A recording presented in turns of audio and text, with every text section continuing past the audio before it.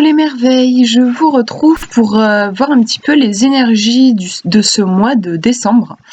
Alors pour ça, j'ai pris le tarot que je vous ai présenté, le tarot Histoire de sorcière, que je vous ai présenté récemment. Et je me suis rendu compte que je ne vous avais pas montré le dos des cartes, alors ça tombe bien, comme ça vous allez pouvoir les voir. Et j'ai fait un tirage, j'ai fait 5 tirages à une carte. 1, 2, 3, 4, 5. Donc vous voyez le dos des cartes, c'est trop joli. Je trouve vraiment, on est en plein dans quelque chose de magique. Donc je vous laisse choisir ce qui vous inspire le plus en pensant à ce mois de décembre. Comme question, j'ai demandé en fait un conseil, une guidance pour vous pour ce mois de décembre. Donc on va voir ça ensemble. Alors, la première carte, on va regarder déjà le dessin de façon intuitive. Donc c'est la tempérance, donc c'est un arcane majeur, donc peut-être déjà on pourrait dire que ça peut être un mois assez important pour vous. On a une sorcière qui est en position, je sais pas trop, enfin un peu en mode yoga quoi, il y a un truc comme ça. Très centrée, enfin on sent qu'elle se recentre. On pourrait tracer une ligne ici en fait avec son pied qui se rejoint, ses mains qui se rejoignent.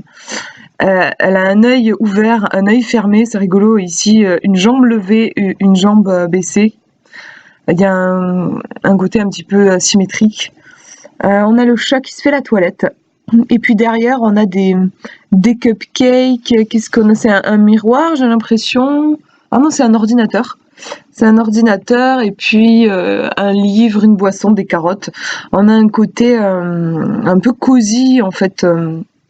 Elle est chez elle, ouais, peut-être qu'elle fait son yoga du matin ou sa posture, une petite posture pour se recentrer le matin. Donc il y a un conseil déjà intuitivement, ce serait se recentrer, s'aligner, prendre du temps pour soi.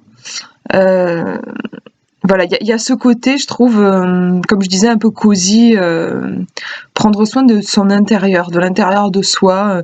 Ça peut être aussi de sa maison. C'est vrai que c'est une période de l'année où il commence à faire froid, et on a envie de rester un petit peu chez soi, de prendre soin de soi. Il y a quelque chose comme ça dans cette carte. On va regarder ce que nous dit le livre, qui est super bien fait. Alors, c'est la 14.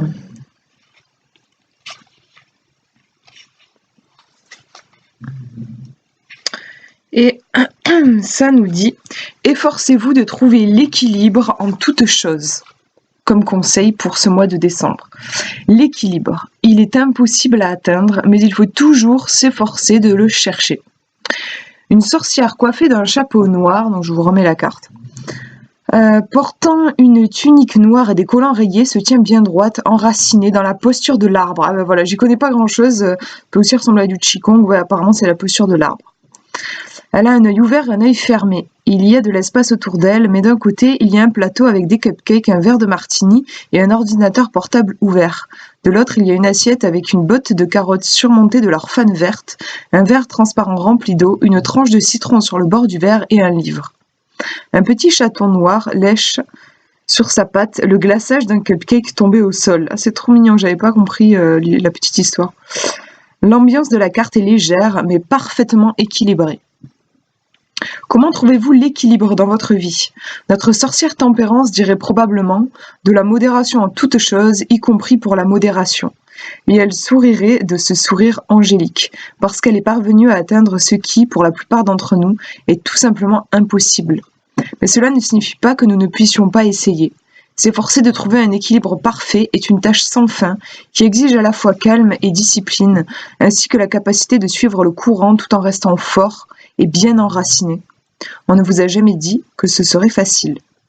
Matière à réflexion, on vous offre quelques pistes de réflexion.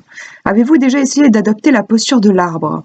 Pour la plupart, nous ne pouvons espérer la conserver qu'un moment ou deux avant de commencer à vaciller. Les clés de cette posture de yoga, tout comme celle de la vie, sont l'enracinement dans la terre et dans votre propre centre, le calme, le sang-froid et la modération dans l'effort. Je pense que c'est important. Je regarde, mais je crois qu'il y a la suite. Je croyais que c'était fini, mais non. Si la tempérance apparaît dans votre tirage, elle peut être là pour vous rappeler de chercher votre force intérieure et de prendre une grande inspiration. Est-ce que votre vie échappe à votre contrôle? Peut-être est-il temps de travailler sur le calme et la modération, de vous assurer que vous faites attention à tous les aspects de votre vie, travail et loisirs, le temps passé avec les autres et le temps que vous prenez pour vous-même. Les efforts et le repos, le plaisir et la discipline. Essayez de suivre le courant et de temps en temps, offrez-vous un cupcake. Elle est trop mignonne cette carte. Donc oui, il y a une notion de force. Je connaissais pas cette posture. Voilà, c'est la posture de l'arbre. Donc il y a un enracinement, force. Si vous vous sentez peut-être un petit peu débordé, voilà, pour ce mois de décembre, durant ce mois de décembre, recentrez-vous. Et il y a vraiment une question d'équilibre aussi dans cette carte, comme disent dans le bouquin. Voilà. On va regarder la deuxième carte. Si vous avez choisi le numéro 2. Oui, c'est une carte qui fait mal. Tout de suite, il y a beaucoup de douleur. On a cette... j'ai l'impression que c'est une jeune fille. Je sais pas, en fait, il y en a des personnages qui sont un peu androgynes des fois dans ce tarot. Non, en fait, on pourrait penser que c'est un jeune homme aussi, je sais pas trop. En tout cas, il y a quelqu'un qui est au sol, avec plein d'épées. C'est le 10 d'épée. Apparemment, 10 épées plantées dans le corps. C'est pas seulement sur le bout de la cape, là, on a vraiment le corps qui est transpercé. On a le chat qui est en train de faire fuir quelqu'un, comme s'il protégeait son maître ou sa maîtresse. On a une personne qui est en fuite ici, donc on pourrait penser que c'est forcément l'agresseur. Ou pas, après on peut aussi s'imaginer que, je sais pas, c'est quelqu'un qui marchait, qui a découvert cette personne-là, qui s'enfuit, mais enfin bon, ce serait pas... Je pense que c'est plus... Enfin moi je vois plus le ravisseur. On a un corbeau qui a perdu une plume. Ce soleil couchant, et c'est du coup cette personne qui essaye d'attraper son balai dans un espèce de dernier souffle de vie. C'est pas facile, je sais pas, je vais essayer de le faire parler en positif au niveau du conseil. Comment est-ce que je vais pouvoir dire ça? Il se peut qu'il y ait des moments difficiles, clairement, pendant ce mois de décembre. Un sentiment de ne pas pouvoir s'en sortir. Et en même temps, je trouve que cette carte, elle montre qu'il y a un espoir. Enfin, cette personne, comme je disais, dans un dernier souffle, elle essaye de saisir son balai magique, qui est pas si loin que ça. Je pense qu'elle peut y arriver. Et c'est un balai, enfin voilà, c'est sûrement une sorcière. Et son balai de sorcière, c'est quand même un attribut de magique, de force. Si elle arrive à saisir son accessoire magique, elle pourra sûrement, je pense, se sortir de là, se sauver. On a le soleil quand même qui est présent, même si c'est un soleil couchant, il est quand même présent. On a le chat qui aide cette personne qui est en détresse clairement. Mais on a l'aide, on a le chat qui vient chasser, je pense vraiment, une personne pas sympa en fait. Puis on a le corbeau aussi, cette vie qui malgré tout est présente. J'ai l'impression que malgré des difficultés en fait apparentes, il y a de la protection. Donc je dirais que pour ce mois de décembre, si vous vous sentez perdu, si vous sentez que vous sentez mal, que c'est difficile, essayez de garder confiance et pourquoi pas demander de l'aide. Et ça peut être demander de l'aide à vos guides ou même à des gens autour de vous. Avoir conscience que vous n'êtes pas tout seul, que vous pouvez vous en sortir. On va regarder comment le livre parle de cette carte. Le 10 d'épée. Surveillez vos arrières. Aïe, ça va laisser une marque. Là, je vous lis en fait cette phrase-là, vous voyez, celle-ci, qui donne tout de suite le ton de la carte. Eh bien, ça ne s'est pas vraiment passé comme prévu, hein. Le 10 d'épée est l'une des cartes qui démontre clairement la véracité du dicton. Il y a des jours où vous attrapez l'ours et d'autres où c'est l'ours qui vous attrape. Dans le cas de la pauvre sorcière de cette carte, l'ours, ou un autre adversaire, a remporté la victoire. La bataille est finie. Mais regardez d'un peu plus près. Elle n'est pas battue. Malmenée, oui. Prête peut-être à abandonner cette bataille spécifique et à accepter ses pertes.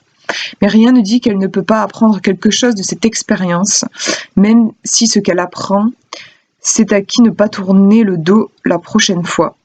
Elle va juste attendre d'être certaine que la voie soit libre, puis retirer de son corps ses maudites épées et s'en aller en boitant, son chat fidèle à ses côtés, un peu plus amer mais un peu plus sage. Ouais, il y a une histoire de savoir bien s'entourer, en fait, j'ai l'impression, dans ce qu'il raconte là. On va regarder la suite sur la matière à réflexion. Si le 10 d'épée apparaît dans votre tirage, dans les positions du passé ou du présent, vous vous sentez probablement un peu mal en ce moment. Est-ce que quelqu'un vous a abandonné ou vous a trompé? Si oui, avez-vous vraiment été surpris ou bien saviez-vous au fond de vous-même que vous ne pouviez pas lui faire confiance mais sans vouloir écouter cet avertissement venu de l'intérieur? Que pouvez-vous apprendre de votre expérience, quelle qu'elle soit? Si un de vos plans a très mal tourné, la seule chose que vous puissiez faire, c'est vous relever, retirer de votre dos ces maudites épées et continuer d'avancer. Si le 10 d'épée apparaît dans la position de l'avenir, faites attention, c'est un avertissement sérieux et si vous en tenez compte, vous pourrez peut-être vous épargner beaucoup de chagrin un jour prochain. Là, c'est une carte qui est difficile. Moi, je voyais le côté demander de l'aide avec le dessin en fait. Demander de l'aide, vous vous entourer, ne pas rester seul. Et en même temps, dans le livre, c'est plutôt une carte qui met en garde en fait par rapport à vos relations. Donc, vous voyez comment vous ça vous parle. Peut-être que pour ce mois de décembre, ouais, il y a quelque chose à réajuster au niveau de la relation. En fait, clairement, c'est une carte qui parle du fait de se faire poignarder dans le dos, quoi. On a un truc comme ça. Elle est super sombre. Du coup, j'aimerais la recouvrir pour avoir un peu plus de précision et pas vous laisser juste avec ça. Alors, il faut que je retrouve mes cartes. Oui, elles sont là, c'est bon. On va la recouvrir. C'est 10 d'épée. Voir un petit peu comment est-ce qu'on peut s'en sortir de ces situations compliquées. C'est douloureux. Ah, bah, j'ai une carte qui vient de se retourner. Ouais, non, c'est difficile, clairement. Même en recouvrant, vous voyez, j'ai le 5 de Pentacle. Donc, on est face à la tempête. La tempête fait rage dehors. Là, les personnages sont dehors. Il y a quelque chose de... Il y a une adversité, en fait. Il y a un truc qui se passe pas comme on voudrait, qui nous met des bâtons dans les roues, qui nous... Enfin, là, on voit comme s'il y avait le vent qui soufflait et qu'il fallait vraiment forcer pour avancer. Bon, en plus, il y a de la neige partout, donc c'est le froid, les arbres sont nus, on a quelque chose d'assez stérile, c'est difficile. On va regarder ce que nous dit le livre. Mais voilà, au vu du coup des deux cartes, même en ayant recouvert, on voit il y a quelque chose en fait de difficile, je pense, pour vous, pour ce mois-ci, où vous pourriez vous sentir limité en fait dans vos démarches. Après, visiblement c'est dans l'ordre des choses. Il y a un apprentissage à faire. On va essayer d'en savoir un petit peu plus en lisant sur ce qu'on nous dit sur cette carte. Mais voilà, il y a quelque chose. De toute façon, dans toute épreuve, il y a un apprentissage. On va regarder un petit peu ce qu'on nous dit. Il est là. Oh, comme il fait froid dehors. Et j'aimerais bien vous relire, parce que je me rappelle plus le mien. Surveillez vos arrières, l'autre, ouais. Et oh, comme il fait froid dehors. Parfois, les temps sont durs, tenez bon, la situation va s'améliorer et vous n'êtes pas aussi seul que vous le croyez. Donc, vous voyez quand même, ça vient confirmer ce que je disais avec la première carte. Vous n'êtes pas aussi seul que vous le croyez. Une sorcière, son jeune compagnon et son chat avancent péniblement dans une froide nuit et enneigée. Ils peuvent voir un abri plus loin, mais y seront-ils bien accueillis? Ou va-t-on les laisser dehors dans le froid? Il y a des chances pour que, si cette carte apparaît dans votre tirage, vous connaissiez une période difficile, probablement des problèmes d'argent. Mais il peut aussi s'agir de problèmes de santé ou d'autres difficultés. Voyez les choses en face. Votre vie n'est pas rose. Vous vous sentez peut-être abandonné, isolé et désespéré, comme si cette réalité était la seule que vous puissiez jamais connaître. Mais courage, car cette situation ne va pas durer. Il y a peut-être une lueur d'espoir au milieu des ténèbres que vous êtes simplement trop fatigué pour voir. Matière à réflexion. Si vous vous sentez comme les pauvres sorcières de cette image, vous passez probablement par une période difficile. En ce moment, vous avez peut-être du mal à voir la lumière au bout du tunnel, mais soyez sûr qu'elle existe bel et bien. C'est peut-être dur, mais essayez de garder une attitude positive et d'avoir la foi. Vous n'êtes pas aussi seul que vous le pensez. Si cette carte fait référence à quelqu'un d'autre que vous, pouvez-vous faire briller un peu de lumière dans ces ténèbres. Ne perdez pas espoir, aussi sombre que les choses puissent paraître. Donc là, on a vraiment, pour le coup, un conseil. Restez positif, ayez confiance. la lumière au bout du tunnel, hein, c'est un petit peu ce que je disais. On a ici aussi le soleil quand même qui est présent. Et là, les lumières derrière les carreaux. Après, c'est vrai qu'au niveau des points communs, ces deux cartes, je trouve qu'on a la notion de rapport à l'autre, de relation. Parce que ici, clairement, elle s'est fait poignarder dans le dos. Et ici, comme ils disent dans le livre, on se demande est-ce qu'elles vont pouvoir trouver un abri. Vous voyez, il y a la notion en fait de avec l'autre. Et peut-être que il va y avoir un apprentissage par rapport à ça en décembre. Il peut y avoir des difficultés au niveau relationnel, mais on vous dit que de rester positif et que malgré ces moments difficiles, vous allez réussir à trouver la voie, à trouver la porte. Le conseil, c'est de rester positif et d'avoir conscience que vous n'êtes pas tout seul et que vous pouvez demander de l'aide à vos guides, à vos anges, à tout ce que vous voulez, à vos animaux totems pour vous guider dans ces épreuves-là. Voilà. Hop, je pose de côté. On va regarder la troisième. Si vous avez choisi le numéro 3. Et voici l'image. Alors, c'est le 5 d'épée. Donc, on a trois sorcières. Alors, il y en a une qui, je sais pas, qui a l'air assez contente d'elle-même, je trouve, comme si c'était elle qui faisait le rituel. Par contre, on a ces deux sorcières qui n'ont pas l'air franchement bien. Il y en a une qui est carrément en train de pleurer, et l'autre qui n'a pas l'air très bien. En bas, alors je vois pas très bien, c'est des chats. Vous voyez, on a 3 chats. Puis en bas, on a un grimoire. Je regarde parce que je vois un peu mieux la carte comme ça. Ouais, elle a 2 épées. Celle-ci a 2 épées dans la main. Et puis on a comme des épées qui montent dans les volutes, avec les volutes qui s'échappent du chaudron. Je sais pas ce qui se passe en fait dans cette carte. Je sais pas ce que vous voyez vous. C'est comme si moi j'ai l'impression que cette sorcière fait un rituel qui peut-être qui déplaît à cette sorcière, et celle-ci est en empathie avec cette sorcière et du coup elle est malheureuse. Je sais pas, il y a quelque chose, je trouve, de pas forcément évident. Si j'essaye de le tourner en conseil pour ce mois-ci, c'est difficile pour moi de voir parce que je trouve qu'il y a une émotion est douloureuse en soi. Peut-être, en fait, je suis attirée par la fumée, cette fumée qui, je trouve superbe, qui s'envole. Avec, en même temps, on a comme des poignards dans cette fumée. Peut-être qu'il s'agit pour vous, pour ce mois de décembre, en fait, d'évacuer, de libérer des souffrances symbolisées par des poignards, ces épées. Libérer comme, vous voyez, cette fumée qui s'élève. Vous laisser traverser, en fait, par cette souffrance et la laisser s'échapper comme de la fumée. Je vois un truc comme ça. On va regarder le livre, ce qu'il nous dit. Le 5 d'épée. Alors. Faites attention à ce que vous souhaitez, on vous dit, pour ce mois de décembre. Ce n'est pas parce que vous avez ce que vous voulez que vous serez heureux de l'avoir. Parfois, partager vaut mieux que gagner. Super, j'ai eu toutes les épées. L'une de ces sorcières a certainement l'air plus heureuse que les 2 autres. Il semble que son sort l'a emporté sur celui des autres et qu'elle s'est révélée la magicienne la plus puissante. Mais à quel coût ? Prise dans le feu de l'action, elle n'a peut-être pas pensé aux conséquences. Il est assez clair cependant qu'il va y en avoir. Au mieux, ses amis ne lui feront plus confiance. Au pire, elles refuseront de travailler avec elle à l'avenir. Est-ce que cela en valait la peine ? Un jour prochain, elle souhaitera peut-être avoir été plus fair-play. Matière à réflexion. La vie est beaucoup plus facile quand les gens travaillent ensemble au lieu de toujours essayer de gagner à être le meilleur.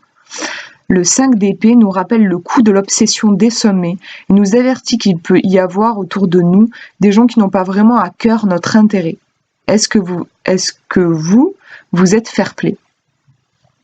Donc là, oui, le livre nous parle c'est cette sensation, cette cassure que j'avais entre ces 2 personnages. D'ailleurs, enfin, on voit elles sont séparées aussi par cette fumée. Donc on vous met en garde aussi pour ce mois de décembre de ne pas faire route tout seul, en fait, obsédé par quelque chose sans regarder ce qu'il y a autour de vous. Il y a un côté, la force fait l'union, en fait. Attention de ne pas vous couper de votre entourage.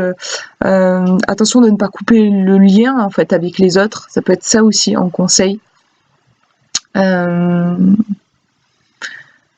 Ouais, comme il disait dans le livre, c'est vrai qu'elle a l'air très, enfin, elle regarde vers le haut, elle a l'air assez habitée par son désir, elle regarde plus ce qu'il y a autour d'elle. Attention peut-être aussi à une folie des grandeurs, si vous avez un objectif en tête et qui vous obsède, en fait, attention, ce mois de décembre, en fait, ça pourrait un petit peu vous aveugler, vous pourriez passer à côté de certaines choses importantes, comme ici des liens de cœur, par exemple. Voilà pour ce tirage. On va regarder le numéro 4. Ah, c'est une très belle carte, puisqu'on a l'arcane majeur du soleil. Donc là, déjà, arcane majeur, assez important sûrement pour vous. Les arcanes majeurs, c'est quand même, il y a une certaine puissance. Le soleil, c'est la carte, je trouve la carte la plus joyeuse du tarot. Ici, ce sont des femmes d'âges différents. L'impression qu'on a une femme un peu plus âgée, une femme enceinte et une jeune fille qui sont en train de danser. Elles se tiennent la main. Il y a vraiment une idée de lien et il y a vraiment le cercle, en fait, le soleil. Ici, elles forment un cercle. Elles sont dans un cercle de tournesol. Et même, on a aussi des chats qui forment un cercle autour d'elles. On a presque, je trouve, ça fait aussi penser à l'arcane majeur du monde, hein, avec le fait d'être connecté à tout ce qui est. En conseil ici, je dirais rayonner, clairement, rayonner, être en lien avec les autres, rentrer en contact avec les autres, faire preuve de générosité, de don de soi. Il y a quelque chose comme ça. On va regarder comment nous parle le livre de cette carte. Le soleil.